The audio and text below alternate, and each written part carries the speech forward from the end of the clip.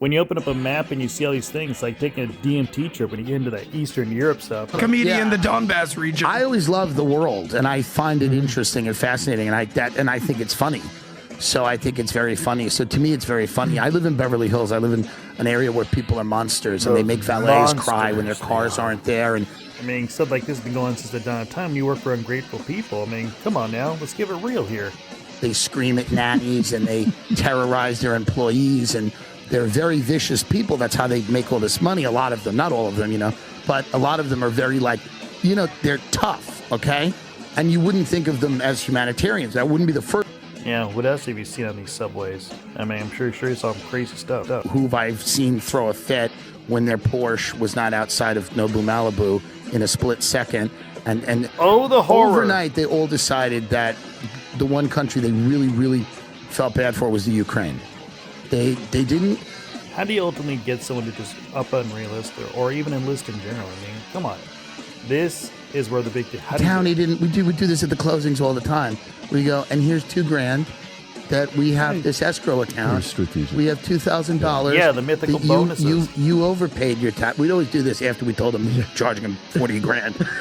You know what I mean? And they would look at them and go, and let me stop crying. Let me tell you, because you overpaid your taxes. Here's $2,000 you didn't know you had, and then all of a sudden they're wiping your tears away, and they go, "This is kind of what a noble guy this is kind of nice, right? Yeah, and then I say the same thing with Putin. Give him something that he wasn't even expecting.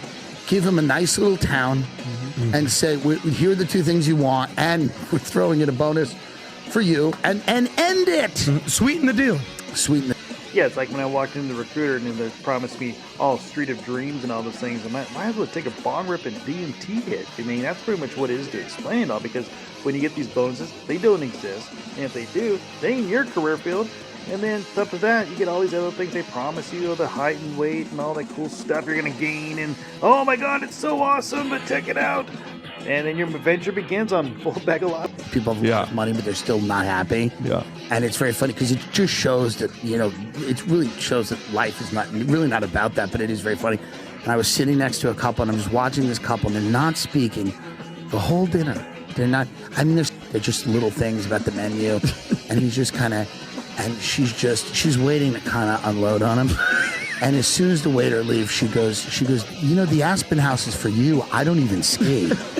And then he just kind of looked. I just said, these people are loaded. They've got everything. And they've got everything you could ever want. They got houses in Palm Beach, houses in Aspen, and she just, and they're sitting at a table, and they're miserable, and they're upset, and they're fighting like everybody else does.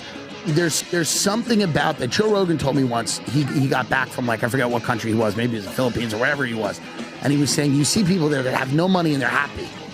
They're happy. They have not a lot of money. They have very little money. In fact, it's poverty. It's poverty. That is so true. They're smiling. Yeah. They're happy. They're with their families. They're happy. There's something very, very interesting to me always about looking culturally at different things and seeing what seems to be working. Now, with this one, you hear about the resiliency program. It changes all the time. A new policy here, a new policy there. At the end of the day, we just get so damn confused at what the heck are we even doing? So we're going to have all these gigantic explanations for everything. And so why are we having all this? It's going to get repeated over and over. So the watered downness of all these briefings that we have to help each other out, they change year to year. And so what is your take on something like this? Because I know you've seen this before when you deal with this facade that we have to maintain this shit-eating grid that goes on. I mean, you can take all the DMT, deer meat, all the world, but something about it just doesn't seem right. So what's your take on when you see something like this? Somebody has to explain something to you in a 3-hour lecture, okay, in a field of study that has only existed for 20 or 30 years. You have to be, I think, appropriately skeptical. Now, when it comes to that, when you start calling things out and you see things what they are, people cut you off because it always seems like there's some hidden agenda to keep something that it needs to be put some special order. It's so hard to pinpoint because it's almost like it's into the astral projection level where it's somewhere that imperial plane that we need to cross. I know I'm not crazy, but it's almost coming off as such as like crazy. Because there's just something that just does not seem right in these work centers. Because it's like you call a spade, and then you get looked at as like, "Whoa, who the fuck are you to say these things?" And that's what it seems like. There's just something wrong.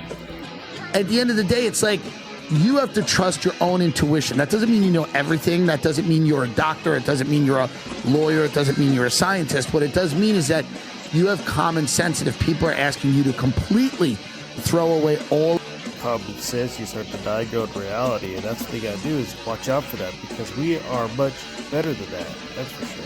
Got an animated corpse at my beck and call. You will find my